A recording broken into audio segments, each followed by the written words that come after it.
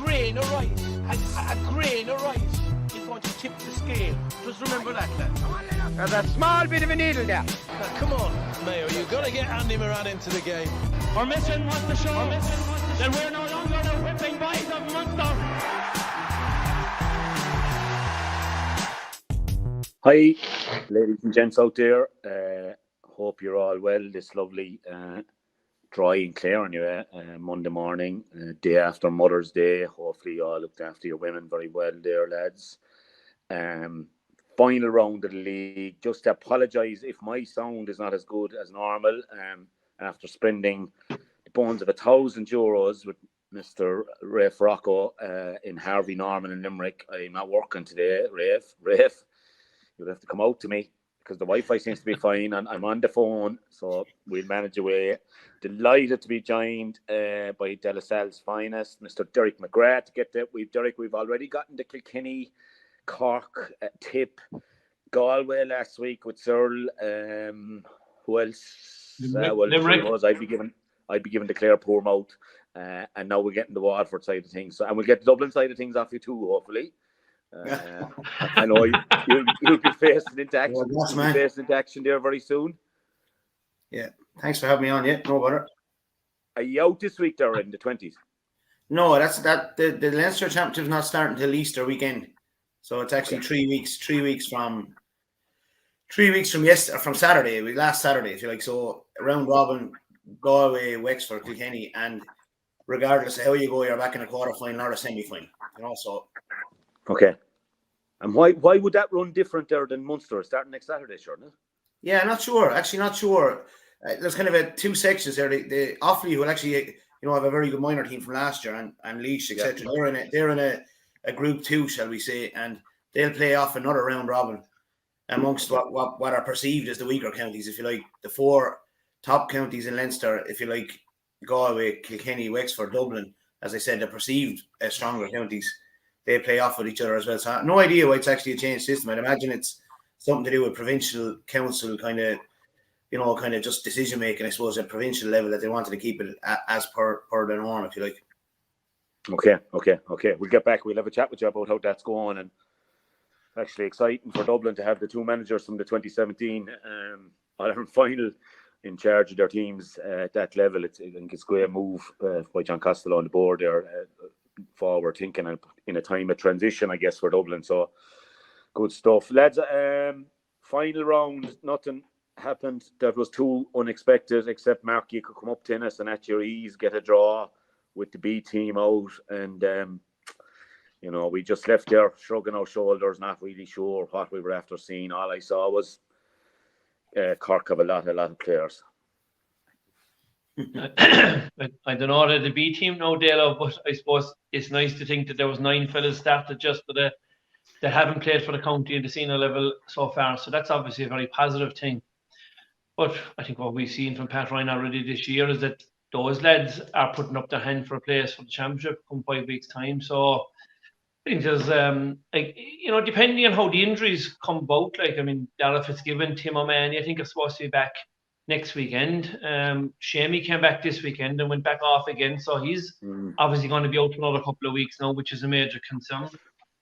Patrick Horgan picked up an injury against Limerick in the first round, hasn't been seen in 4 league matches, so it's really hard to know what's going to be available to Pat. But I suppose we all know that injury is a big part of the game now, and the only crowd that don't seem to be getting any injuries at the moment is Limerick, because I see Mike Casey's back over the weekend again after having a cruciate. So, whatever they're doing down there, whether it's the water they're drinking or the weights they're on, they don't seem to get injured too often down there. But there's a lot of other counties their players are dropping like flies. But nice to get a result, I suppose, Anthony, up there. Even though I think we could have done with a bit of VAR at the end of the game, by all accounts, because Conor Lehan's point seems to have been definitely over the VAR, but was way avoided. No. We'd still be happy with the draw, Anthony. We wouldn't complain. Half a loaf is better than no loaf any day of the week. I was right behind it because I go over there with the Great Unwashed in the shades, the North Stand, and I was right behind it, and it was definitely a foot wide, but the umpire, of course, was standing out from it instead of right behind the post. And right. The gas thing about it was no Cork fella complained, really. none of the Cork players. The Clare players went belubas straight away. That's fair enough. But, yeah, it was. Yeah. I was saying it in the piece today. There, it was nice hurling as a Cork lad coming out behind me. And he says, "It was great stuff, Anthony, to watch. Like with nothing at stake." And I said, No. "Did you think so?" I said, Yeah. It was all a bit challenge matchy for me, like, you know, it was a puck for you. Yeah. Now, the huge consequence for Clare is David Fitzgerald's silly, maybe a little harsh, silly with kind of a swing, and looks like now, barring an appeal, that he will miss the Tipperary game, which is just a monstrosity of a loss. That's what I'm led to believe now. I got it checked out this morning, and here now is the strange thing with between intercounty and club, right? He actually is suspended for the next match, which is the championship match. But if that happened at club level, he'd be suspended for the next league match in the same competition, which is pure madness to think that in the same game of hurling that we have two different rules depending on the class that you're playing. So the club player, just to confirm what I've been told, if that happened in a club match, he'd miss the next league match or the next game in the competition. Right. Whereas at intercounty level, he misses the next competitive match, which to me, that's a very, very heavy price to pay, particularly when the game was over. And like, there's no one, listen to me, David Fitzgerald is a fantastic player, and he was a fantastic, Nostar last year. He's been brilliant for ye.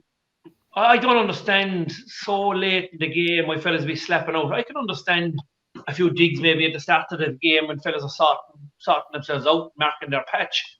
But so late in the game, you've got to know the consequences. And once you raise your hand above the shoulders of any player, or you interfere with a helmet or anything like that, it was a slap. And I think it was wrongly reported. I don't think it was a slap for Hurley. I thought it was a slap of his hand or something like that.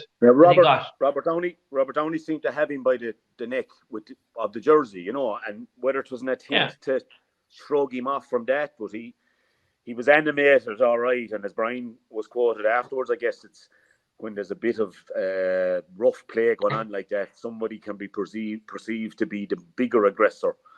But from Thomas Walsh, I didn't expect to see a red coming for that, because he normally, you know, he likes a bit of rough and tumble. I know, but I suppose Anthony, looking at the television last night, he definitely struck out and hit him across the head, like, you know. Like, look, we all see the rugby matches, fellas get very hot, like, and they catch each other by the collars, and they'll give each other a couple of digs by the collar. But you don't slap out with your hand, and that's the biggest problem. Is it's very hard to get away with that kind of an incident, you know. And I'd have sympathy for him, but at the same time, and we've mentioned this already on the pod a number of times, that there is ill discipline out there, and the days of getting away with that kind of stuff are over, because, you know, it's been televised. A lot more kids are watching matches, and you've got to be sending out the right signal that like you see what happened in the minor match in Dublin in a couple of weeks by. There was a free for all. You can't have that stuff, lads, coming down into club level, and it has to be stamped out at the intercounty scene straight away, as far as I'm concerned. No, we'll do anything now to no more mention of rugby, right? First thing, and the other thing, you couldn't compare. You couldn't compare young player getting stitched with what happened to Robert Downey now. You know, in fairness. Hold on a while now. Come here to me. Hey, we're after just winning our 4th Grand Slam ever as a country, right? In 150 years, and you can't even just tip your hat to the Irish rugby team to say fair play to them, because, you know what, Dalo, I've no doubt you've come into company with a couple of those rugby fellas down through the years, and I'm sure there's a few of them probably listen to the pod and you'd never know, you might have one of those cups or plates down in Murty Brown's before the year is out, but like, tip the hat to Johnny Sexton, beat Ron O'Gara's all-time record. It's just a fantastic week for rugby. And then you pick up the Examiner, your crowd, the Examiner, right, with a lovely picture of the under-20s. And where the big issue I can see as 4GA fellas sitting here today is, what is the GA doing to promote hurling in this country? Because the rugby are certainly doing it. The under-20s have won the Six Nations along with the senior team. Like, if you're a kid now at 12, 13, 14 years of age, and you're decided on whether I go rugby or whether I go GA, I can tell you the rugby is a long ways ahead of Arthur Thomas at the moment. Are you finished? Yeah. I'm saying no more now. I don't want any. I don't want any of their silverware here, Murty's. I tell you that much. We did a special. I will say this. Orla's home for the weekend, and she usually makes most of the calls about the policies in the pub. And she went €4 a pint of Guinness right through the Six Nations games on Saturday. And do you know what? There was a few extra bodies around the place, hungry enough too for the old euro off, like, you know. But anyway, yeah, I kind of watched a bit of it. All right, yeah, it wasn't great. I didn't think, to be honest, just the poor old stuff. But, anyway. Well, after my career, I have to say that winning the 20s as well down top of it is really putting the thing at it. And they used to be complaining there a while back that Limerick hurling was kind of destroying Munster, that Kyle Hayes and all these fellas would be definitely playing for Munster if they didn't pick hurling, like, you know. So TJ Crowder getting it right anyway, in fairness, and that's the reason why I suppose they're going for 4 in a row. Derek, were you in action yesterday? Did you see action? Were you in Nolan Park or were you in Parnell? Or? No, I would tell you now, Dublin had a challenge match yesterday morning under 20s, and I was involved with that. So I listened to Kilkenny radio and Waterford local radio on the way back from Kilkenny and Waterford. Can I just say one thing about the rugby? I know you mightn't like this now, but 2 things, I suppose. You hear all week about the emotion of the occasion, and without knowing anything about rugby, there was definitely evidence that there was nervousness there in the performance in the rugby in the first half. And the other element is the GA element in Sexton's interview afterwards, where he talked about how proud he was just to play for his country. And when you listen to that, and I know the 2 boys are big into the horse racing there, and I've no absolute affinity with the horse racing whatsoever. My late father went to Cheltenham for 15, 20 years in a row, I'd say. He actually met TJ there a few times without ever introducing himself. He'd come home and say to me, "Geez, I saw TJ Ryan, the Limerick manager, the Limerick player. I saw Jimmy Barry Murphy. I saw Sean Bawn Bernock. He was staying in the same hotel as Sean Bawn Bernock, and that was his kind of claim to fame. And he'd come home and tell me about it. But I suppose the emotion of sport, and, you know, Henry the Bomberhead, I don't know anything about racing, but we were all kind of touched by the Tress family down here in Waterford over the winter, if you like, and over the autumn. And just to hear the class of the man in terms of the interview, the emotion of it as sports people, I suppose, as opposed to GA people, I just thought that was hugely significant. Everywhere you went in Waterford, they were talking about real pride of Henry de Bromhead and his family, as they always have anyway. Even in school now, the boys would have remarked, you know, some of them might have been in school with young Jack there when he was in primary school in Butlerstown. And just a real kind of what it can do, I suppose, sport at every level. And I just wanted to get that when you mentioned rugby, I said to myself, geez, I must say that about the emotion of the whole occasion. You know, what it felt like to be Irish on Saturday, which I know you're having a bit of banter about the rugby and a bit of crack and all that, but it definitely felt like kind of a GA occasion in many ways. Not you know, outside of the corporate probably world associated with perhaps the tour, but it felt that the players were putting it all on the line. Like, I think that has to be acknowledged, you know.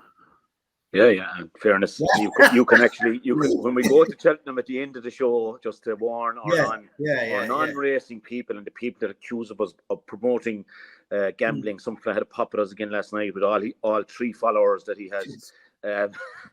You can pop out there for that if you want. There's no problem. You go back to class there or whatever. But the 2 buckos were over there again, sure. The information that came back, Derek, was just incredible. Like, they were sending on tips every 10 minutes. I will say that. They hadn't time with all the meeting the celebrities over there. But I just saw the deferred showing, Derek. I was that tired. I fell asleep for the Sunday game. Now, maybe it's just the fact that the football was on for so long. But I caught a few of the highlights this morning with Ursula and Joe. So it's the modern world we live in. You can catch a lot of stuff later on. But switch to Nolan Park, obviously having to give up home venue because Dungarvan wouldn't take the crowd really, I suppose. But kind of, you'd have to say it failed to ignite. Or, you know, scoreline alone is unusually low for what, you know, we'd have at this level now. You know, we're looking at the Limerick scores regularly, what they put up, and, you know, the 220 again yesterday against Wexford, and obviously Clare Cork was high scoring, but as I said, very loose. Just to touch on that, Mark Carnedy was on Shag and Fire before he went off. 1-3 got already. And do you know what was very good as well, Mark, because we didn't really talk about it. We can go back to that Paddy Power. I like the cut of him inside.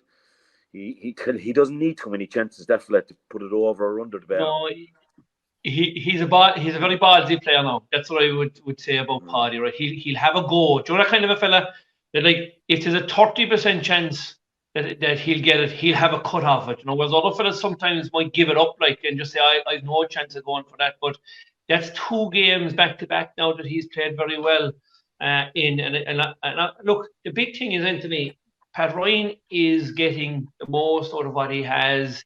There are young lads putting up their hand every day for a starting 15, and whether it's going to be this year or next year, surely the efforts that are going in and the talent that is, I suppose, look, we have had reasonably good underage success in the last 4 or 5 years.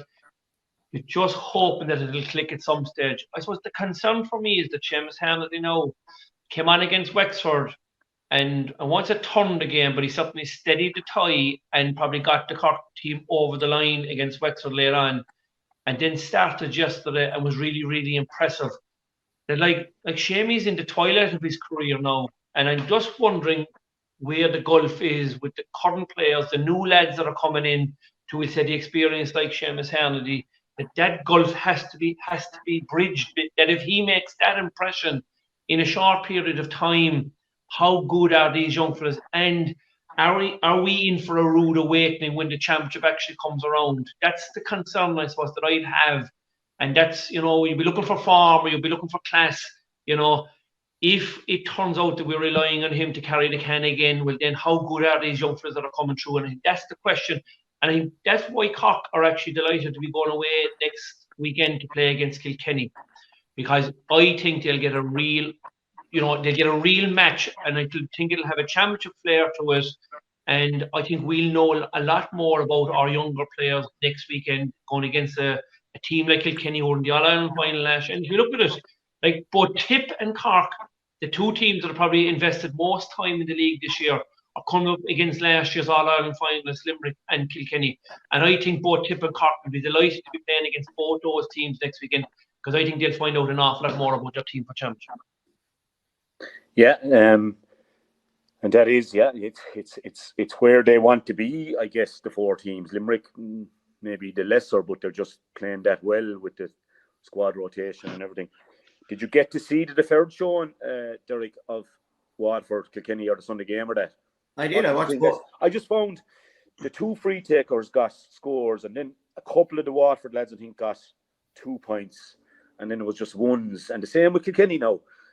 Billy Drennan got, I think, maybe 10, 1 from Clay, and then it was just all ones after that. So obviously after the kind of trimming of the 4 goals against Tip, did Davy have to, do you think, have another look at things and shore things up at the back? I know he's down players now, kind of Fronty, and obviously Ozzy missing, and still trying to experiment, I suppose, and still trying to get them. I know they're off on a warm weather camp this week, which will be a huge benefit to any team going on that, because I've been on it myself, and you get 4 weeks work done in a week, really, and that's the beauty of those. And he's getting ready for Limerick, of course, all in on that.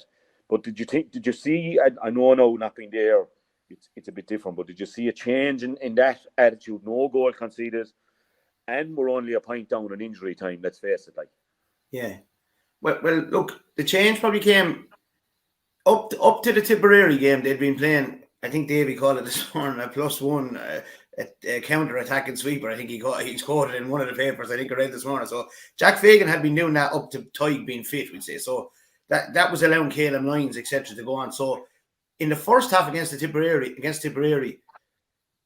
they kind of went, I won't say man-to-man, but they did, I suppose, a sitting 6. A fella that's not following his man more than 45, 50 yards. When they got peeled, they got opened up. And in the second half, they brought back Tig as a sweeper, an out-and-out sweeper, if you like, right? And when they brought Tig back as an out-and-out sweeper, they actually threatened the goal a bit more, believe it or not. I know it's counterintuitive to say it, but they actually threatened the goal. So they went with that system of play from the start yesterday, and I think that will be their rehearsal for Limerick. I think they'll be hoping to have Tig as a +1, back Gerard Hegarty and Tom Morrissey down the field with the wing backs, we'd say, Caleb Lyons or Jack Fagan, and hope to maybe leave one of the Limerick backs, not Barry Nash, not Declan Hannon, not Diarmaid McGrath, free, if you like. Maybe Galway. I know Galway in the semi-final last year, I think they left Mikey Casey free, but I think Mike Casey got a point yesterday, or 2 points, I'm not sure. So I'm just thinking, I'm just putting myself in his position as to what he's thinking of doing, With Wexford, in fairness, what they used to do sometimes is they'd fill the 6 spots on the puck out, and they'd still be able to, as the ball went over their head, negotiate a sweeper for themselves, I suppose, which is hard going, like, in terms of fitness and that kind of stuff. So the general consensus, I suppose, in the match was that it's a match to park, if you like, because there was horrendous mistakes in the match yesterday. There was people slipping and sliding. Kilkenny were as poor as Waterford were.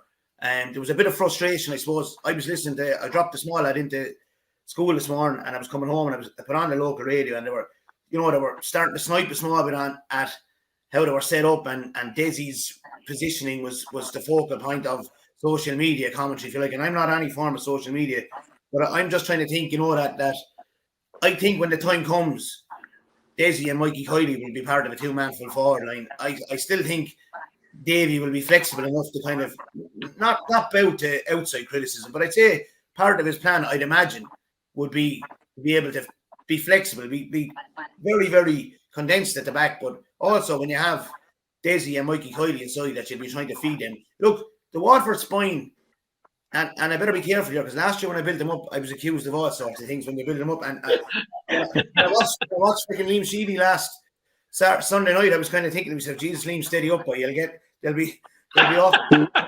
when you build up. We never thought that, Derek. We never thought that. No, you know what I mean?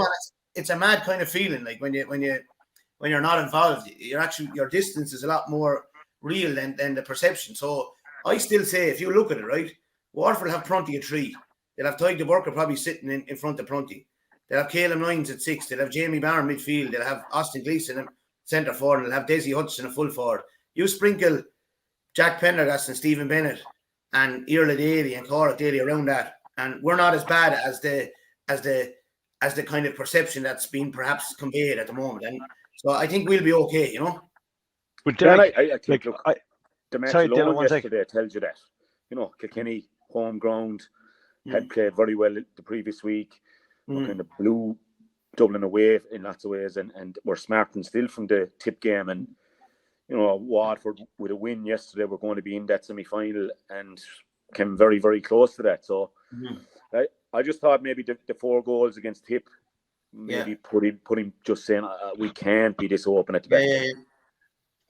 But Derek, surely it got on the formation, looking at the game on television. It's difficult sometimes when you watch it on television because you can't really see it properly, right? But it looked like to me that Davy played with no full forward line, right? There was nobody inside the 45-yard line. So basically, like Tyg was an out-and-out sweeper, like Desi and them wrote the field. So what you're saying there, right, about Mikey Kiley and Desi Hutchinson playing as a 2-man full forward line, that sounds brilliant. And it looks good, and they'd be as dangerous as anybody inside. But I didn't get the sense. I felt yesterday that he's getting set up, right, where he's going to concede the puck out, and then basically they're going to. It's going to be like counteractive hurling. So they're going to try and win the ball back, and then they're all up. You know what I mean? He will try and get the players up into the forward line. Yeah. But I think that's probably where maybe the question of maybe the Waterford people in the outset. Now, in fairness to Davy, like he did say that he will be coming with a plan. He said afterwards he's happy with his 26 players. We probably won't be able to judge what he did in the league until we're 2 or 3 games into the championship, which is harsh on him, right? So we have to give him that kudos. He's been around the block. My concern would be, I suppose, maybe from a Waterford point of view, that with the attacking players that he has, that he plays with no full forward line. Yeah, and look, you probably know that even from my, I'd be kind of buddies with Davy. I get on well with Davy, and even in a private capacity, I get on. So I'm not here to defend him. I'm here to kind of say that the flexibility or the lack of flexibility that perhaps was perceived in Wexford when Conor MacDonald said there was a first half a few years ago where Wexford played Clare and Clare railroaded them and Wexford were completely withdrawn. So there's evidence to suggest what you're saying, TJ, is right. But I think that Davy, he has to play Mikey Kiley and Desi Hutchinson closer to goal. Now, you're saying they haven't done that thus far, so where's the evidence to suggest that they're going to do it? It'll be completely left field when they try it, and they haven't practiced it etc. If you go to the Dublin game, Mikey Kiley was full forward. I think he was fouled for 2 penalties in the league. I'm not sure who was alongside him. I think Patrick Horner. I can't remember who was inside. But they played 2 inside for elements of the Dublin game. So the kudos I'll give him, or the planning I'll give him, is that he's building the blocks towards the kind of flexibility that will take place. No more than in 2013 when he played a sweeper against Galway in the quarter-final and against Limerick in the semi-final, John Allen's team, and then he changed it up for Cork in the 2013 All-Ireland final. There's history there that he may change it up. And I'd imagine this week is the week. Again, I'm just putting my own hat on his head. You're going to discuss with the boys, not that the boys are going to lead what they're saying, but he's taken a bit of heat, particularly, I suppose, looking at Desi's performances for Ballygunner and for Waterford. You know, Desi got 5 points, I think, from Sean Finn in the second half or 4 points off Sean Finn in the second half in the Gaelic grounds last year in the championship on a Saturday evening. He played the first 20 games of that centre forward and Declan Hannon.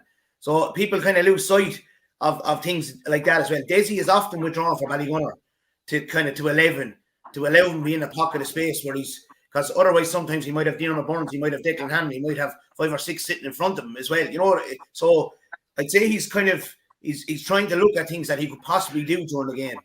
I agree with you. I think you're making a very fair point, and in fairness to Desi, I'd say you could play Desi anywhere. He's such a good hurler. You could play Desi cornerback, but I suppose he's probably given credit to maybe the forensic analysis that other teams will kind of assess you, so they don't really have maybe that for the last 2 or 3 games from Waterford. Mm-hmm. He now has 5 full weeks to go away and put this plan together and structure together. So very much like what you said a while ago, the players are there.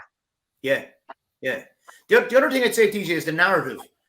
You know, Stephen Bennett picked up a ball on his own D against Tipperary. What the hell is Stephen Bennett doing there? The same clip was shown with Bonner Martin, the exact same. I saw Owen Cody picking up a ball on the edge of the D yesterday. So the narrative that probably where Davy was pigeonholed as this particular figure of kind of the defensive solidity, if you like. You know, and so I just and listen, sometimes he does, and as I said, I'm good buddy. Sometimes he doesn't help himself because he'll bite straight away back at the kind of, you know, the comment, and someone will say something and he'll come back. Whereas I remember for years you'd be asked about that and you kind of say, look, our game plan today is to you know, represent our county with everything we have. We're going to work hard all over the field. We're going to give everything we have to the cause, blah, blah, blah. Whereas sometimes he might take a bite out of you, which is, at least he's himself, you know, which I'd have admiration. And as well as that, like Kilkenny's reaction, like to withdraw so far on the Waterford puck out was kind of strange too. Like they got sucked into that middle where all the players were inside there. So that's why it was probably a difficult game to watch at times. Like so. Yeah, and I had a buddy at it now, and he said that Derek Ling was getting it hard in the crowd, you know, from the Kilkenny faithful. He was getting it. And he basically said that it was like Kilkenny, they were running through the lines, but then they said to themselves, we can't hit the ball to Tig. So much so they began to overthink the whole thing, you know what I mean? And it became a kind of a mess game in the middle third. Yeah. There's also an element that's going on as well now, and I've been just over the far side stand now the last 2 weeks and hadn't too many media duties except to write a piece on the game and get ready for today. There's an element of teams not showing their hand, and it's kind of fine for you, TJ, because you have, you know, you're able to pop in a Micheál Houlihan into a really good team. You know, Conor Boylan, how effective has he been coming off the bench, playing him yesterday, you know? So it's a bit easier. Rich English slotting back in, sure, he's there for years. It's a bit easier for you, whereas I thought Clare are limited a little bit numbers-wise, you know, especially with Mark Rogers carrying an injury, Shane Meehan carrying an injury. I presume Adam Hogan picked up an injury from the Galway game because he was excellent. And who's the other one noticing? There's about 4 with injuries. Hopefully they'll make it back. I think Shane Meehan is the biggest concern. But like Tony Kelly lined out midfield for the last 2 games and played at least 80% of the game at midfield. Now last year in the whole championship, we didn't see Tony once lining out of midfield. We saw him straight into corner forward, stay in there for a while, put teams thinking, is he staying in here because he's capable of hurting us, and then drift back in again. And I saw none of that in the last 270 minutes of Clare. So I think there's a huge element going on of it's kind of like poker. You must hold up things up your sleeve, and it's so close. It's 5 weeks yesterday for Clare with a high flying Tipperary who have won every game and have blitz teams coming to us, and we have to. Whereas we have the luxury of going away looking at them now in a league semi-final, and if they get their league final, we can be now settling on it. And it's year 4 as well for Brian as well. Remember, he's a fair idea of what he wants and who he wants out there. And I got that feeling. I mean, I'm going to be that harsh on Clare. I was frustrated, but I think there's a very clear goal is to be in the 3 at Munster at all costs. And the league was not going to get in the way of that this year at any cost, I think. And I think there's an element of that going on with a lot of teams. Like different for Cork yesterday. And as you said, Mark, with the injuries, they've been forced to make changes, which has been great for them. And there's a hunger there, and Pat is in his first year. So I think it's just different strokes for different folks so far. I think you're right, Dalo. I think that the SWOT analysis has been done, let's say, on all teams now, like that the level of, let's say, detail they go into. So if you are trying stuff in the league and it's working and it's working and it's working, and you're kind of bringing that to championship, like the opposition, if they have their homework done now, they'll know the moves. Like, so you're saying maybe there will be an element of surprise, possibly with, let's say, a Clare formation in the first round of the championship. Also with Waterford, Derek, they'll go back to some sort of a formation that we mightn't have might have seen bits of it, right? But they have 5 weeks now to work on something that's going to work for them. And I suppose that ultimately, that's what Davy and Brian Lohan are going to be judged on come championship. Like everything that's gone on right now from Waterford point of view, right? If Davy gets a result against Limerick on first round of the championship, he will be the master tactician of everything he's done in the league. That's the reality. And you know what? Equally, if his performance against Limerick in the first round championship is poor and is negative, right, it'll be the complete opposite. It'll be judged on that day. Mm-hmm. Yeah, I was coming out the road from the match now yesterday, Tejan. This will tell you as well now. Clare FM went, and now I live in football country back here, and you know, the hurlers would draw 5 times the crowd of the footballers to any league game. You know, that's just the reality. They're always Division 1. And Colm Collins has done a fantastic job, like 7 years Division 2, finally went down yesterday. But they did the whole commentary from Derry on Clare and Derry, which wasn't too pretty enough from a Clare point of view, scoreline-wise. And only took the second half. No, nothing to play for maybe, where the footballers were trying to stay up and win a match that was unlikely to be won with the form that Derry are in. But that kind of nearly sums up like how the league in football is all important. Like, it's massive. And now with the connection to the Liam McCarthy Cup or the Sam Maguire and the Tailteann Cup, if you're not in a certain section or you don't make a Munster final, and for Clare they'd have to be Cork and Limerick, I think, to get in now to the Sam Maguire, let's say.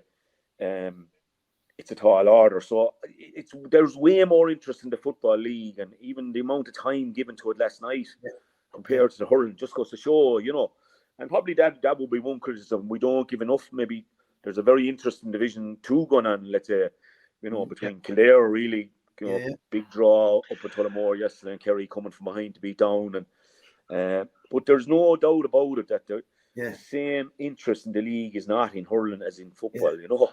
And possibly we have a festival to look forward to. We have a Munster and Leinster bonanza to look forward to coming up 5-6 weeks time, and football will possibly go downhill from here. Barring 2 or 3 teams. And it's not coincidental, Anthony, that 3 of the 4 teams are new managements. You know, 3 of the 4 teams in the semi-finals are made up by. Am I right in saying that? Pat Ryan, Derry Gling, Liam Cahill, and despite all the coverage that kind of said that Limerick had planned it perfectly last year, I think Limerick were chasing it a bit last year, more than is perceived. You know what I mean? And even though they come out so I think Limerick have their work done a bit earlier this year in terms of, you know, just the whole planning of the year. I think it's a bit more on point. And the other thing is, and Anthony, he relegated us as a Dublin manager in 14. The threat of relegation, you've discussed this enough over the last few weeks, so I'm not going to get into it, but the threat of relegation and the effect of relegation on the confidence of a team going into the championship is gone. There can be a malaise. Like, I remember just securing your status in 15, 16 and 17 and just being able to kind of say to yourself, right, we can concentrate in the championship. You know that. So, you know, in a team like PJ is involved in there in Limerick, they have the All-Irelands behind them, and it doesn't have the mental kind of knock-on effect, I suppose, that it might have on another team. And preparing for a championship on the back of a relegation with it in the air of your local county, your own county, is a difficult scenario. And when that's gone, it's kind of you're really planning for the championship as such, really, you know. Yeah, and TJ, we spoke about this last week, and not to kill it altogether again. No, I'm not trying to kill it at all, because anything to improve it, and maybe bring in a link from the championship that you win the league, you might get a spot in the quarterfinal, something like that. But you know what? I just thought about it all the week, and I got a good few suggestions from people on private messages on Twitter and Facebook. Really constructive. One guy suggesting 3 groups of 4. You play everyone twice. Top team into the semi-final. Linking it to the championship. You know what, Derek? And I remember that game, and it was such a relief for me as well. And it had happened me in 12. We drew with Dublin in Tullamore, I think, or was in Portlaoise, and the replay. There was nearly a build-up for the replay of the league relegation.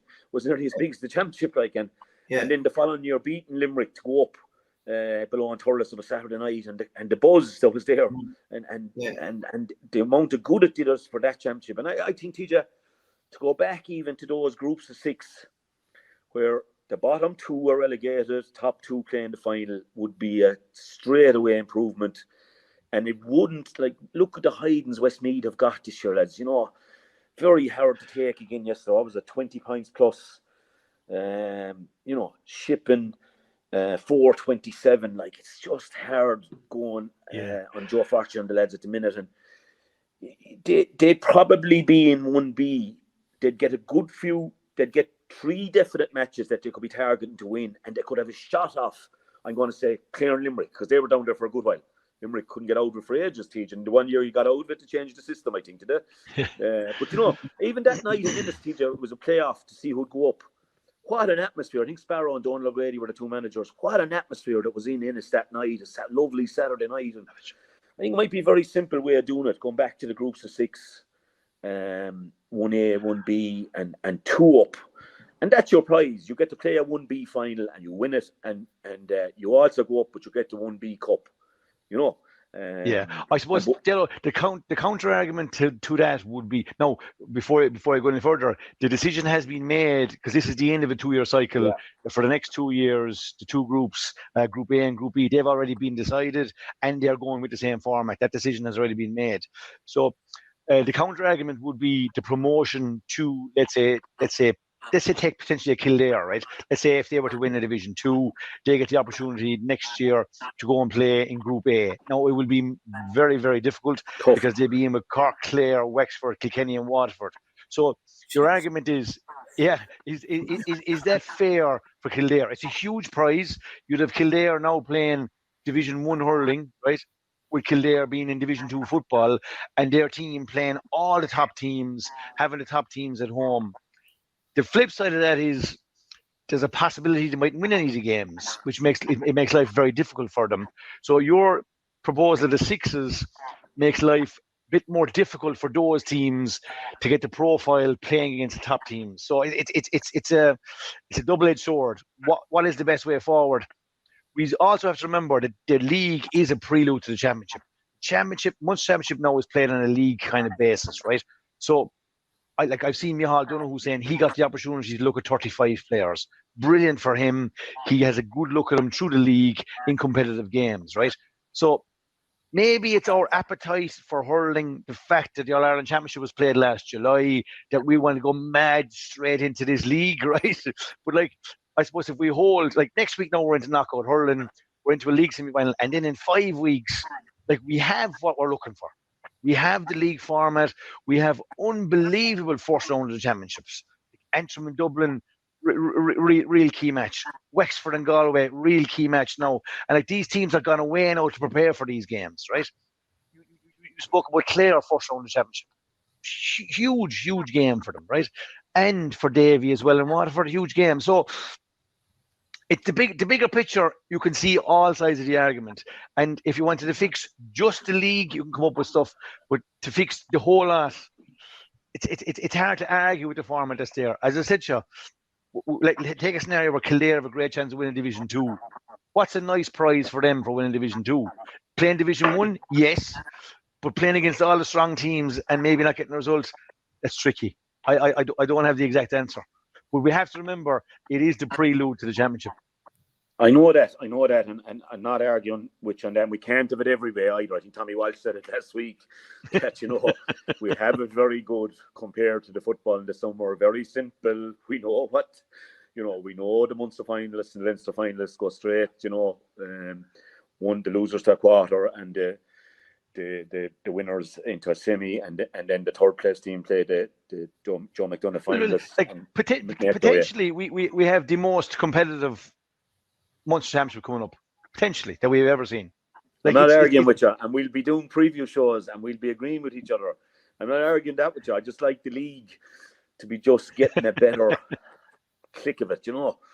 I've come away from the park like the last 2 Sundays, walking back to the car, going, it's really worth driving 20 miles over here to watch this. I didn't see any bite or, I didn't see anything to get the blood up and let it roar, come on the banner, or, I just didn't. Now I know if I'm lucky enough to be there on the 23rd of April, there'll be plenty of that in me, and I know there'll be plenty of it blowing the field as well. So I'm not worried about that, The flip side there would be if Clare won the league and didn't have a great championship.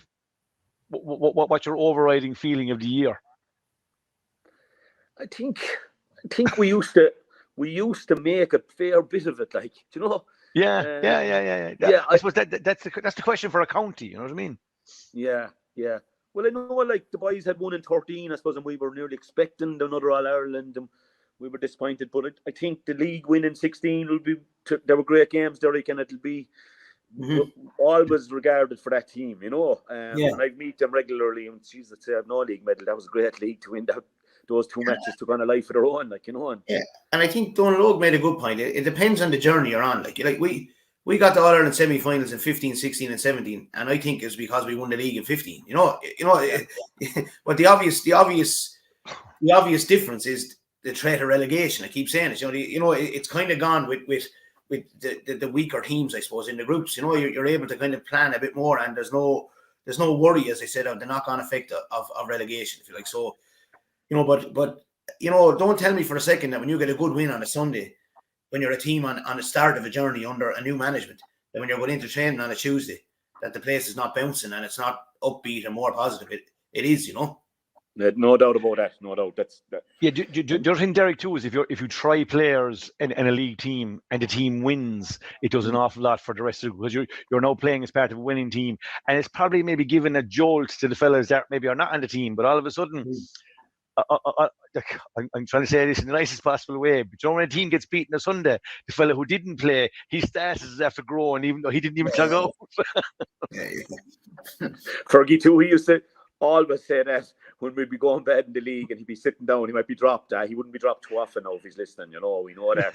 But he'd be coming home in the car and he'd say, my stock has gone through the roof. Fingers of useless. He said, James, he wasn't much better. That's the thing, but is it? Yeah. Hago could be in the front of the seat.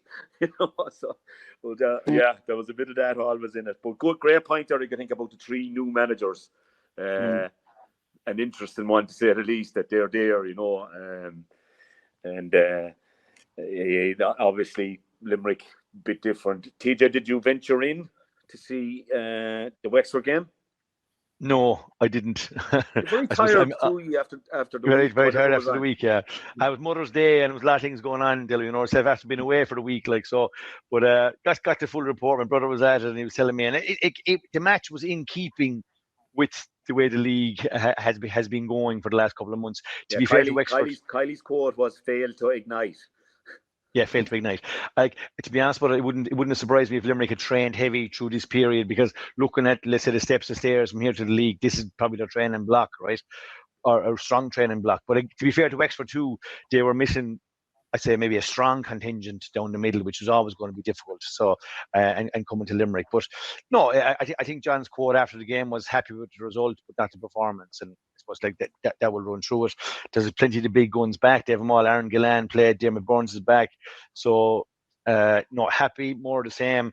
Like they're in a league semi-final, and I think the 4 teams left now will want to win the league. I think that our narrative now of who wants to go on, like I'd no reason to think that any of the 4 teams playing the weekend won't want to win. I think they'll be going for it. There might be still some bit of an element of a trial base or having a look at a player, but I definitely believe now that all 4 teams want to win the league from here.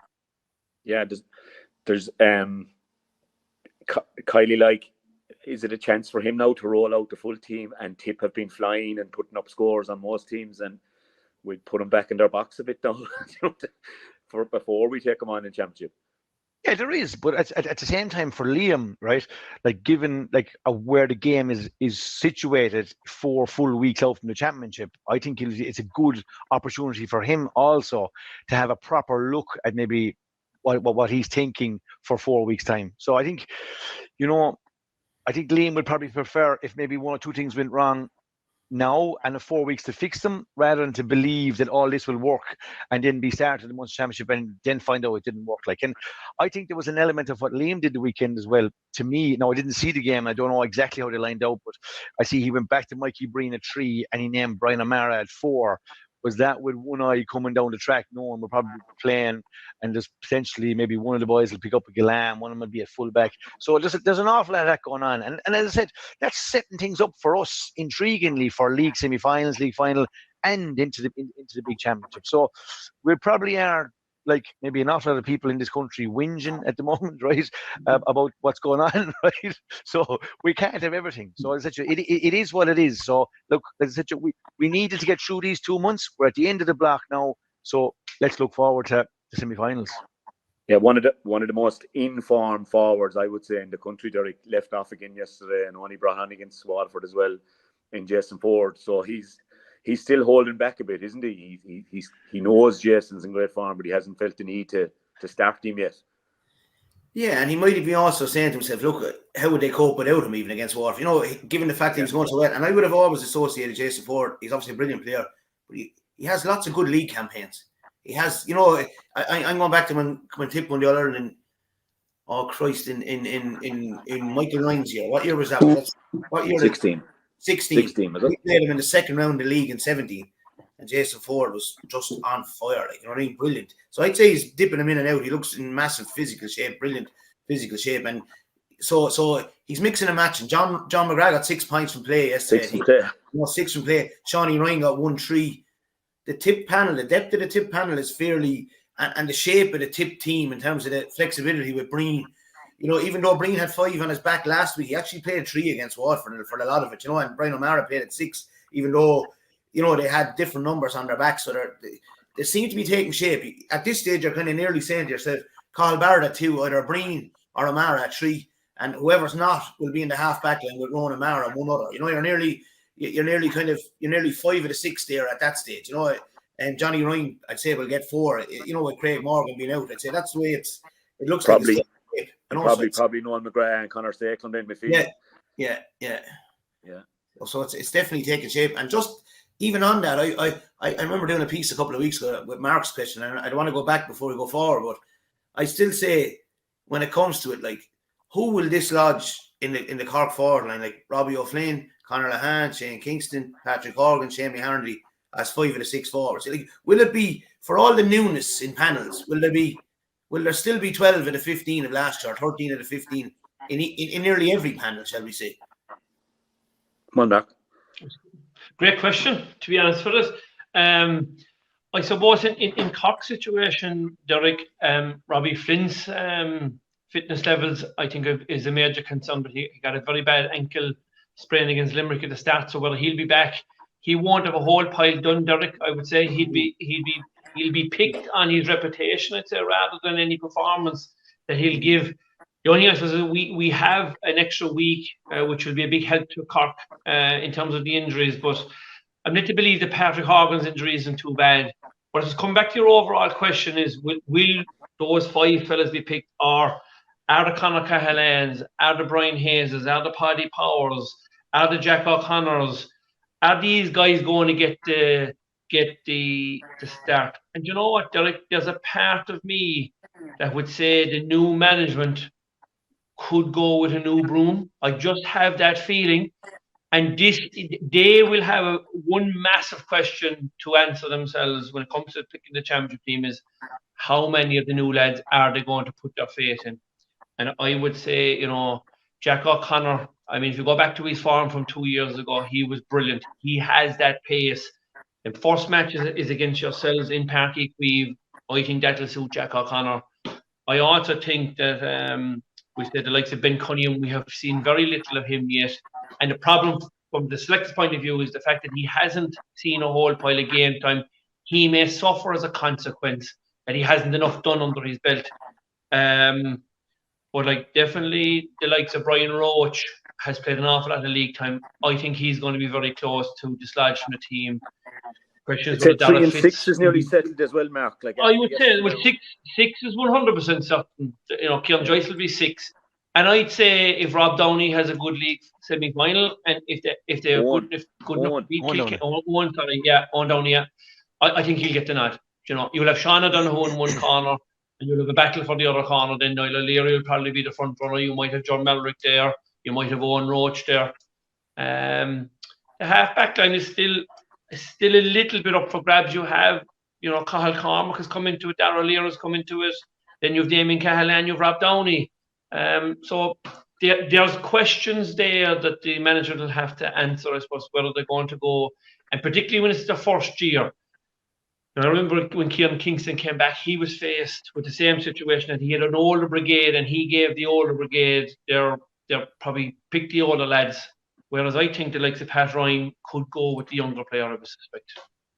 Derek, I think that next weekend is the perfect time for the two managers to find out about that actual question, right? Yeah. I think that you're going to see some new next weekend, and I think because the test will be up a little, I think if it starts to work, like, but let's say if you take Liam Cahill next week, if he rolls, let's say 5 debutants from last year or whatever, right, and then it does not work at all against Limerick, right, then he's kind of forced maybe to go back for the championship. Whereas if it does work, then that's a different story. And it's back to what you said there about winning matches. Like if he can roll 4 or 5 young fellas next week, right, new fellas to the team, and let's say they were to beat Limerick, right, like that does an awful lot for his preparation then, because now it's going back to the older fellas to say, right, you've got to work here to get back onto this team now. You've got to get the jersey back.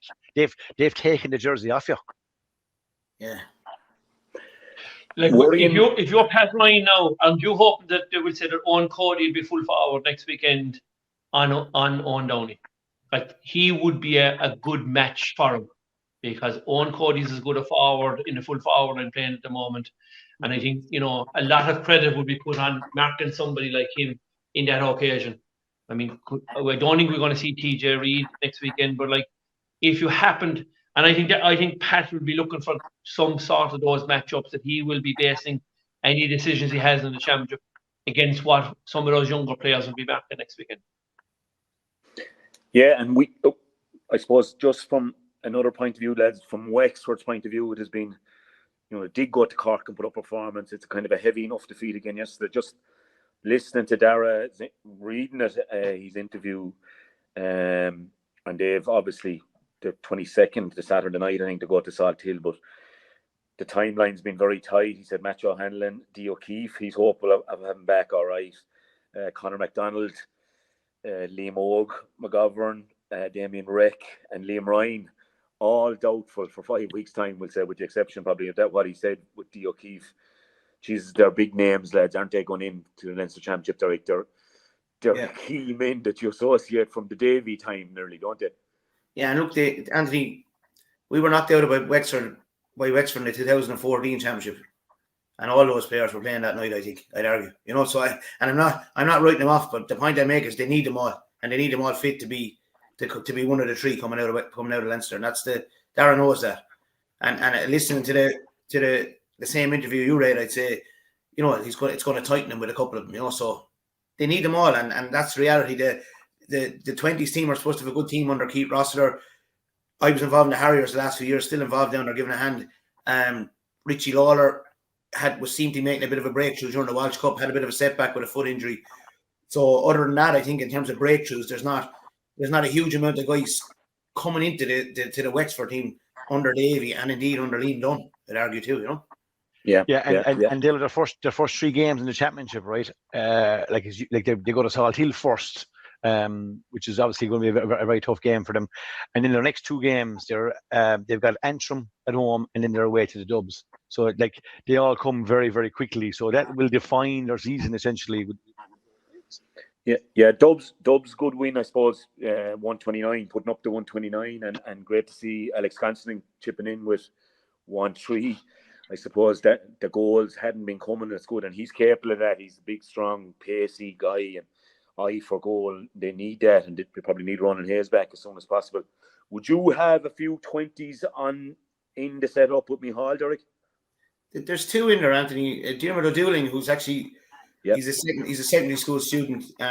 He's playing with Clostone, so he's in there sporadically. Obviously, he's doing his leaving cert, etc. So he's obviously under pressure in that regard, but he's in there training at the moment. And Paddy Doyle is in there from now. Nave Barrow played yesterday, cornerback, played in every league game.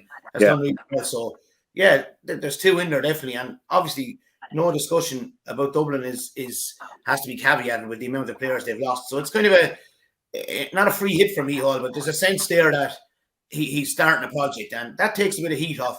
I think all his focus will be on. Obviously, it'll be on Antrim in the first game, but I think the big game is the Parnell Park of meeting of Dublin and Wexford. From the outside, anyway, that seems to look to me as the kind of the clincher for one of the three spots, without being dismissive of their chances going to Nolan Park or indeed against Galway. That they would kind of target that match and 2 wins in the other matches, and that'll be our 6 points needed. Yeah. And as you said, we've said it on the show a few times that that there is a little bit of a free hit from Michal. Not that Michal will kind of want to looking at it that way. No. He'll be definitely targeting being in the three. If he's everyone on the field, he'll fancy Wexford coming into Parnell as well, because the record is good against Wexford the last few years. Galway did what we expected, TJ. One question, Dalo. Before Derek and the 20s, is that rule changed for the under 20 hurlers?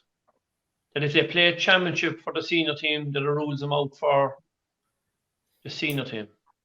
Yeah, it's changed. They've brought in a new rule, which is kind of a 7-day rule, I think. So I think the reality of we say Waterford playing Limerick on Wednesday night now in Farr Field, right, in under 20.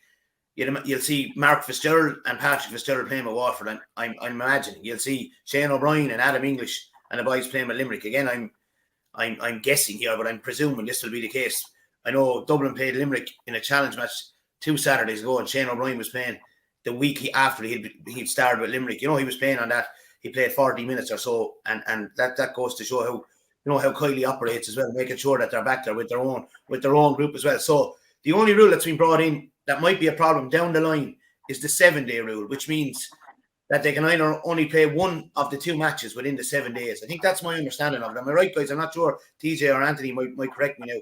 But where that might be a problem is if you're playing on a Wednesday night in the under 20, and yet Limerick are playing Waterford in the Farr or in the Gaelic grounds and senior on a Saturday evening. And I'm only talking hypothetically. And John Kiley says, "Listen, I need Adam English. He's starting on Saturday night." So that's where I think that there'll be more debate about it in 5 weeks' time. I'd imagine the boys will all get to run at the under 20 championship initially, It's just that when you were saying earlier on, Derek, that the under 20 championship is starting soon in Leinster, I was just wondering, is there going to be a crossover of players, or will you have all the lads that are under 20 that are involved with Michal Donoghue? Will you have all them available to you? Well, you'd certainly hope you'd have them for the earlier rounds. As I said, we haven't kind of sat down and kind of discussed if there's a winner takes all senior championship match on a Sunday and you're playing on the following Wednesday, it's going to be a different story. So look, you have to just make do and consider yourself a kind of a development kind of team as much as anything else. That'll be the fallback for the media anyway, Crazy rule in some ways. I think we all saw the pictures of Cathal O'Neill looking out at his team being beaten by a point in an All-Ireland final. I think it's just crazy. The guys that he started off going into the Limerick Academy with at 13 and a half years of age, it's just mind-boggling at times. Especially when he wouldn't be playing every senior game either. He on and off kind of and breaking into it. Like a brilliant player, he'd be on more senior teams, but just bizarre one. Galway putting up a big score. Henry at same kind of was making sure that if Limerick did slip up a bit, and it wound up on a 3-way, that he was scoring difference, and he might have liked to been into that semi-final. Hard to know, but the big news really, Tej. You managed him for 3 seasons, and what a hurler! It's just an awful to hear that David Burke picked up the dreaded Crusaders. I think it was only in training, was it, Tej? In training during the week, yeah. I know it's just shocking and gutting for him, because as I said, obviously he was very influential from in the middle of the field last year for Galway, and like he's just one of those players that's hugely influential on the field and hugely influential off the field. Proper leader, unbelievable. I told you before, in St. Thomas's in the dressing room, he was referred to as the king. That's why, because like if David Burke asked you to do something as a player, you just did it. And he was brilliant with the younger fellas and brilliant with everybody around the fringes. So his influence there, and I'm sure the lads will have him involved. I would be certain, without putting words in their mouth, that they'll find a role for him over the coming weeks, because there's a couple of new fellas on the Galway scene there. So even if they get a start, let's say there's a possibility one or two of them start in the championship. So maybe just getting a few words from Davy and them and having him around the squad would be huge. But massive loss for him personally, and then obviously from the club side of it to miss out in the year as well. I suppose maybe from his own personal point of view, he's had a good run at it. He's been one of the outstanding midfielders, we say, over the last 10, 15 years. Just a gifted hurler, beautiful striker of the ball, brilliant fella as well, and brilliant leader. So big loss. And I suppose, look, that can happen for all the teams, as they can lose one or two influential players. From Galway's point of view, overall, the league, I would say so. I'd say something not that you'd be raving about. And again, one of the judgments for them will come down the road as to how their championship prepares. I think the Leinster Championship is huge for them. I think it's important for them to put silverware on the table. They definitely have found one or two players who can go and play. Getting all their players back, having all of them available, and having their first 20, that will be important for them. So again, I think a huge Leinster Championship coming up for. Yeah, I was actually over at the match last week with the Galway match, and they were gone comfortably kind of ahead. They were gone 5-6 ahead. David came on as a blood sub, and then he immediately brought him on as a sub. And I was even saying to the guys with me, you know, nice to be getting a few minutes into David Burke now, and probably getting the full game against Westmeath, start him, and you'll be easing him in there. And even if he wasn't a starter for you this year, he definitely in the autumn of an inter-county career anyway. That how much of an influence off a bench to see out a tight game with a fella like that be, and we wish him the best with his recovery anyway.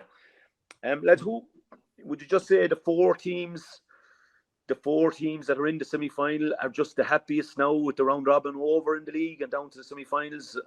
Are other teams happy? I would think so. Davy said he was happy last night. Yeah. You are? Yeah. Davy said he was happy last night, and I think he might be. Like, I genuinely think he might be. Like, Micheál Donoghue, he got a chance to use all 35 players. He's got to go away and maybe spend a number of weeks now trying to nail down his kind of maybe his mind on his 15 or 20 players, rather than maybe having the focus of a league semi-final. He just mightn't need it right now in his journey. He might need to maybe get more into the teeth of having his first 15 right. But yeah, I think those two will be happy. Maybe the others might be a bit trickier. Mark? Yeah, but I think that, I think if you go back to last year, I think after what happened, after Waterford winning the league last year, I think they'll be quite happy to say, you know what, we got a league final last year, we played very well. We imploded after that for some reason. We don't need to go back there again. We know what we have, quality players. Derek mentioned all the lads. We've discussed them for the last couple of years, the quality players. It'll be all about producing it on the day of championship now. And if there's Davy is probably one of the most experienced managers around. I think Derek and Liam Cahill and Pat Ryan, as being new managers, we're always going to put everything into it. We know Kilkenny. Kilkenny don't do shadow boxing. They're going to go for every match themselves. I think Tip obviously coming on the back of what happened with Cullen Bonner last year. Liam Cahill obviously leaving Waterford to go to Tipperary. He obviously had some pressure on himself, but he has steadied the ship there. And I'd say I was delighted to be in the league final. I think for me, Limerick got a surprise package to be in the league after what we saw last year. They obviously made a decision last year just to kind of get through the league, make sure they weren't relegated and stay below the parapet, or else they were maybe a month behind their physical conditioning and stuff like that. But they have taken it to a new level this year. And to me, I think Limerick are favourites to win the league at this moment in time.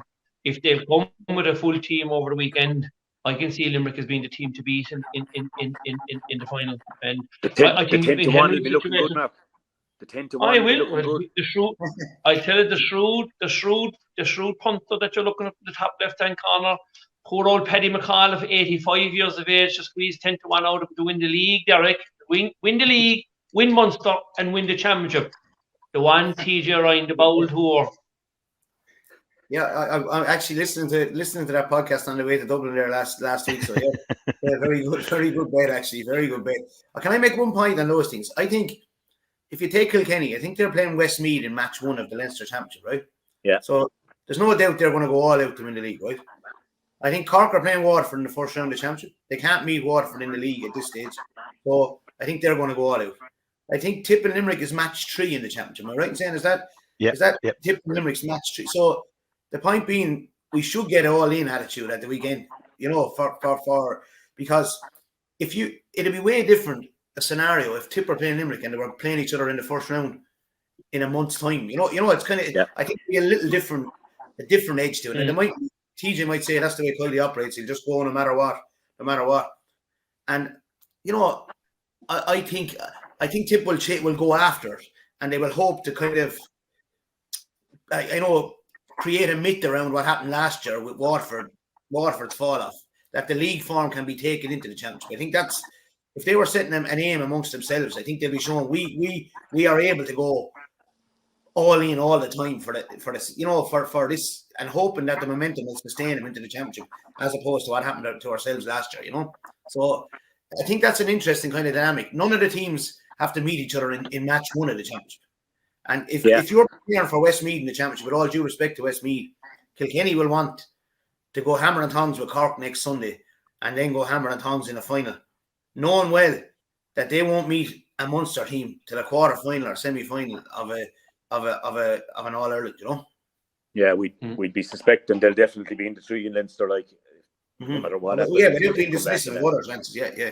I think another man will be happy. Brian Lohan, I'd say, has plotted things out. I think it's just yesterday, 5 weeks, when people are walking out of there, I'd say that it's all in on that.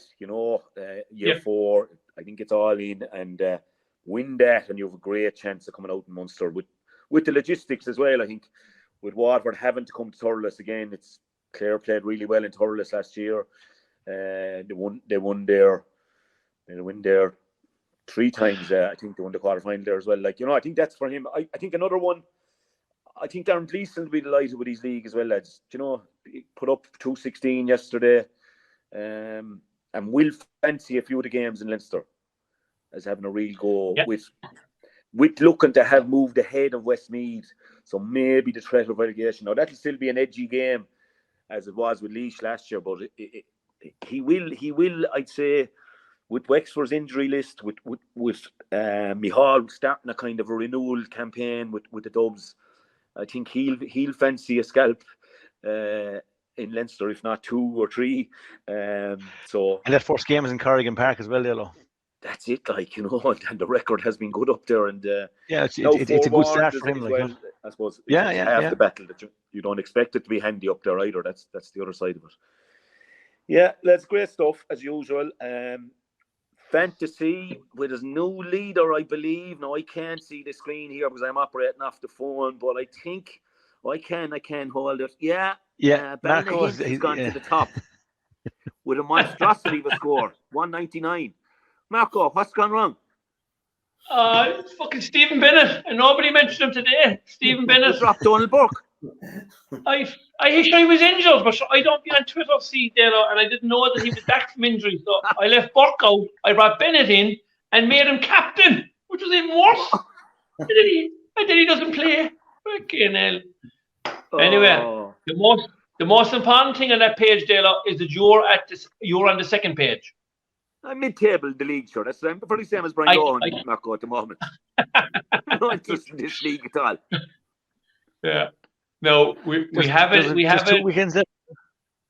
We have, and there's transfers now. Dalo next weekend. That's very important. Yeah. There is, and great thanks. And there's only 2. Dalo, there's only 2 fellas now with 10 fellas existing, and I'm one of them. And TJ Ryan is the other fella. So we'll have an extra player in the Arsenal, and I'd say I'll need him somehow. But I'm decimated. Dalo, if you were reading form, you'd say that the week just gone, Mark Lander scored 145 and Anthony Daly scored 197. So you might just be coming right at the right time. Yeah, and Shawnee in the 3.4 mention is just Embarrassing score. 70 points he got the weekend, I think. There, Derek, get your team ready for the championship. Yeah. Butler, No better. handcrafted Hurleys for always being our sponsors, and our listeners league. Jeez, this is fair small on the phone, lads. It's a good thing I have the glasses on. The hurler in the ditch is still winning, and another massive score out of him. So he looks good at this stage. James Daly following him up from hospital. And Mark O'Donnell in third. Well done, lads. Great shooting. Great to see Shane McGrath on the front page of that as well. Marco, you have been removed from the front page. I've been relegated to the second page of that one now, yeah. Donald Buck, Stephen Bennett. Last year I left him out. This year I brought him in, and he's after playing me twice. Well, sure, Donald Burke was playing like. But sure, he went off injured against Tip with 10 minutes to go, remember, his hamstring, and then he was picked to play the following week. Like. He scored 10 points. Unbelievable. Least, like. It's a juvenile mistake out of you, like. Because you won't win the championship, like. We all know that. And that's what I'm saying about the old league. The old league and the new league, Mark. That would have been a real prize for you now, winning the league, like. But look, it's a pity now it's gone. Well, come here. Right. As TJ just said there a while ago, there's still 2 rounds to go now, Dalo, right? I'm not out of it yet, like. Okay. Any progress, lads, before we go to a bit of horse racing, because we'll have to talk to you about and Derek, if you want to drop out after that, you can. There's no problem. He wants to hear the stories. No, 100%. I haven't any major ones this week about fundraisers or anything like that, but just to thank. Wednesday, we the lads from Mary I had all their different colours on them. The third year some Mary I were here, and great day, good days racing on the box. And then Friday we had the Bowl Danny Redden's stag party, and Danny would be a brother-in-law of Maurice Shanahan there, so we had Maurice here for the day, and all the Broadford crew, about 50 of them. Great crack between playing cards and a couple of bets on the races, and great fun. So to thank them for giving us a twist over the weekend, a great old weekend. Have you anything to teach? Well, just to say, the under-17 championship kicks off this week too. So there's an awful lot of youngsters. Yeah, there's an awful lot of youngsters setting out on the road. Everybody has to start somewhere. So so dreams, plenty, I'm sure. We've got a couple of lads from Guys Plan involved in the Limerick team. So yeah, it's on Tuesday night. They're playing Waterford, Derek. So on Tuesday night down in Dungarvan. So just best luck to the under-17s, I suppose, everywhere. So important championship. Yeah, we have. And St. Kieran's, Dalo. St. Kieran's coming back to win the All Ireland after being beaten by the amalgamated team in Offaly. Like, it's just incredible. Could the Offaly colleges not go on to the All Ireland series? Is that the way there? I don't know. No, I think we put an end to that when the Waterford colleges won here. When the Waterford colleges won the All Ireland here, I think it was, the powers that be, I suppose, were kind of complaining that the amalgamations were getting a little bit too strong. I suppose we had but the Dungarvan College, I suppose, had a team, and that included Tyke de Burke and Patrick Horn and Colin Dunford, etc. And they felt that the school should exist as a separate entity when it goes on past the provincial championship. So that's why I think that's where it had its genesis now. I think so anyway. Okay. But some things never change with Kieran's anyway. That's for sure. Yeah. And they'll tell you they've nothing coming through now in the next give it a couple of months, they'll say they've nothing coming through. Yeah. I'm not looking forward to being on with Jackie Turrell anytime soon on the box. He'll be giving it to me again about Kieran's. And and shout out to the school in Rackeel as well in Limerick. They were introduced to the crowd at halftime in Limerick. They won the All Ireland College as well. And also shout out to the C winners, Mitchelstown CBS. I actually had a nephew playing goals on Geary, so a good number of lads upside. Great times for Ballygiblin. There's an awful lot of young fellas living scenes and winning All Ireland regularly up there. So I'm sure Marco will probably hear plenty from those boys in time. So good win for them as well. Good stuff. Have you any progress, Marco? No. The only progress we have now is that we survived the week over in Cheltenham. Just about. Did you do the whole? What you did 3 days racing, teacher? I went out Monday night. Yeah, went racing Tuesday, Wednesday, Thursday, and came back Friday morning. And look, for me, it's like outside of hurling, the best sporting occasion. And as Derek said there, Tuesday was incredible. The atmosphere was electric. The whole honeysuckle and the Henry thing, like chase to touch a stone. There's no doubt about that. And as a sporting occasion, like I think it was actually with Marco watching was it the champion hurling and Besley Honeysuckle were inside with us and Centaur Marco. It's just a great atmosphere. The racing, I suppose maybe the best of the best taking on each other, and it just shows you even like some of the real powerful people trying to get a winner over there, and then you have got some really great stories where, we met Davy Man, Limerick man there who was involved with a real whacker. Paddy Neville was training on Wednesday, and they had a fantastic win for obviously the small man. And in fairness to Davy, he brought us upstairs, up to the owners and trainers, into the corporate area, and we got a chance to sing Limerick Your Lady up there in the owners and trainers box in Cheltenham, and it was just an incredible day. Charles Burns and Philip were unlucky, and on the Tuesday with Biker, JP finished again the week as top owner, but just I meeting loads of GA people, like incredible podcast fans. The amount of GA people that have interest in national hunt racing is incredible. Loads of them asking for you, Dalo, giving out that you had to stay at home and work. But and I suppose on the flip side of it for us then, with the Come On Racing group starting out in 2022 and having a winner, like obviously we're all dreamers. My wife tells me regularly that I'm the biggest dreamer she knows, right? So if we can at some point in time get a horse involved, and it takes time, as I said, there's people spending big money to try and have a runner in Cheltenham or a winner. So for us down the road, myself and Marco spoke about it on Tuesday night. It was difficult to have a conversation with him on Wednesday night, but he was in top form, yeah. And he took a few shillings off me playing poker Tuesday night as well, which I'll have to get back some point during the year. Great couple of days. Great atmosphere there. Like in fairness, everybody who goes there for the race and they're in it for all the right reasons. So great atmosphere. Great humour and great form amongst everybody. So yeah, really brilliant. And as I said, for us, if we can have a Come On Racing horse into the future that runs in the Cheltenham Festival, that would be the dream. Then Dalo will bring you over. Yeah, I'd be telling them here I'm just going. The November meeting to do me grand, TJ. Number be perfect as well, yeah, perfect. But TJ, in fairness, I know you, by the sounds of you there, I know you really enjoyed it, but you weren't as prominent on social media for a man that's not on it as your man was appearing all over the place, out with on the gallops in the morning, looking at the Willie Mullins string and pictures with Ellen King, and then the two Johnnies and yourself, the two boys from the radio, the two gas men from Care, and yourself down at the final hurdle, I think, as well. It is unbelievable how you get into these places, like all your badges and all that to get you in, is it? But Dalo, look, I like the opportunist, right? The good corner forward. You've got to be in the right place at the right time, okay? And know the right people.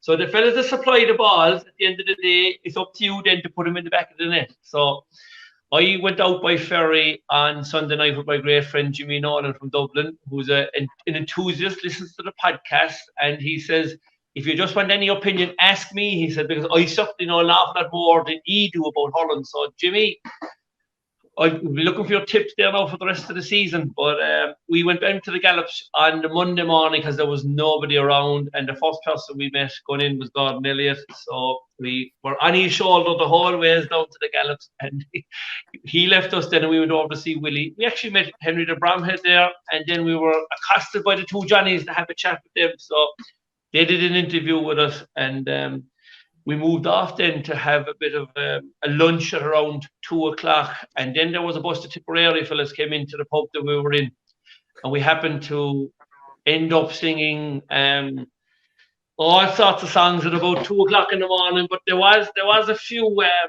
There was a Paul Collins and Tim Floyd were there as well, and we ended up taking a few quid off the boys. I think there was a couple of dog races, and they were saying 17 tip fellas against one Cork fella. And there was one fella says, will you take a score on that fella? I will, is it? And there was about 10 of them came in behind them. And the first one won. But as you know, Dalo, the bookies always win in the end. So I'll give them a little bit of a taste of what it's like to beat the Cork fellas once. But the next 6 or 7 all came my way. So yeah, the boys told me as well, he gave an unbelievable rendition of the banks, Dalo, that night as well. I never ever in my life sing. He told me that he sang the banks on Tuesday night, huh? It's hard to believe. When did you drive home, Marco? Well, Jimmy drove home then on. We headed down to Chester on the Wednesday afternoon, and we watched the races from a pub. We had a bite to eat, a lovely lunch, and then we headed for the boat at about 8 o'clock. And I got into Dublin about 1, and I was home for about 4 o'clock in the morning. And then, of course, got the wake up call from the small little lads at about 7 o'clock in the morning. So it was back to normal then. Got on to Paddy's Day then, and Mother's Day yesterday, as you can imagine now. So it's been a hard week, Dalo, and then have to come on to the podcast today, So you're the only fella that made money this week now, Dalo. You're the only fella cashing in all week long. I know. I was unlucky. A couple of tricks he's done, and the third leg let me down twice. But you're lucky. That's the way of it. It was good fun. I would say on the Wednesday night we had a great evening because there was a local horse here, the Marrigas, Cathy and Kieran Marriga, are big supporters of the racing breeding game down here. So TJ Citrus had to get a bit of conversation out of me on Wednesday night. I was in the owners and trailers with them all evening. We went to the tent across the road. We met the likes of Paul Nolan and Tony Martin and Colin Bowen, all those fellas, and then we struck into the Queens. And little did I know, on Monday morning we were doing the podcasting from the Queens. I did about 4 rooms that day, and 2 nights, the Tuesday night and the Wednesday night, we ended up at the Queens, and I knew exactly where I was going from the Monday.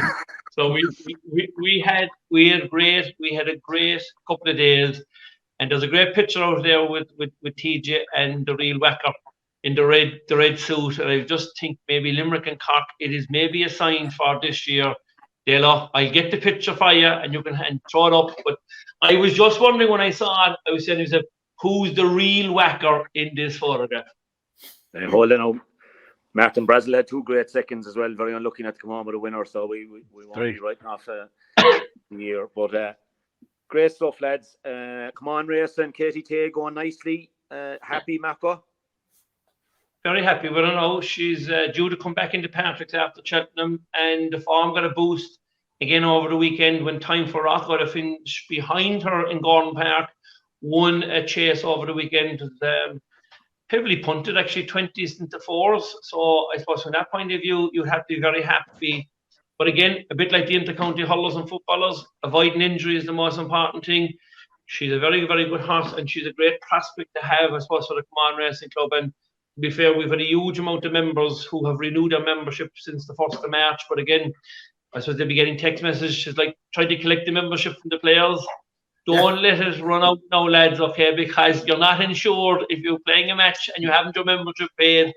So go on and renew your membership. It's very easy. Just go into ComeOnRacing.ie and there's a renew button there and get yourself going. If you're not in, you can't win. We can't take you to the races if you're not a member.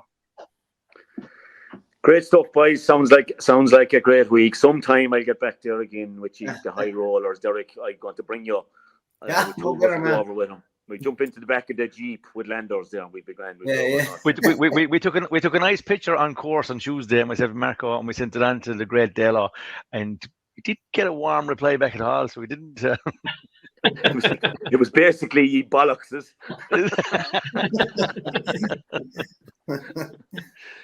Anyway, Derek, thanks a million for joining us. Thanks, Derek. I hope all the boys come back safe and sound to Waterford with nice suntans and a new game plan ready.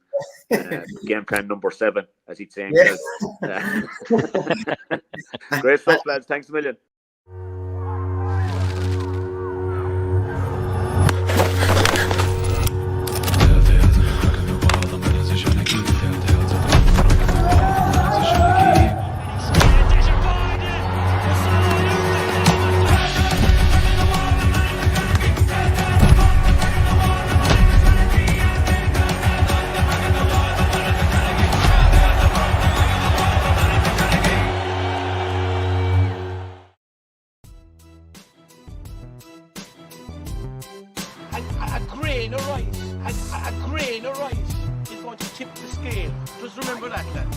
There's a small bit of a needle there. Now, come on, Mayo, you've got to get Andy Moran into the game. Our mission was to show that we're no longer the whipping boys of Munster.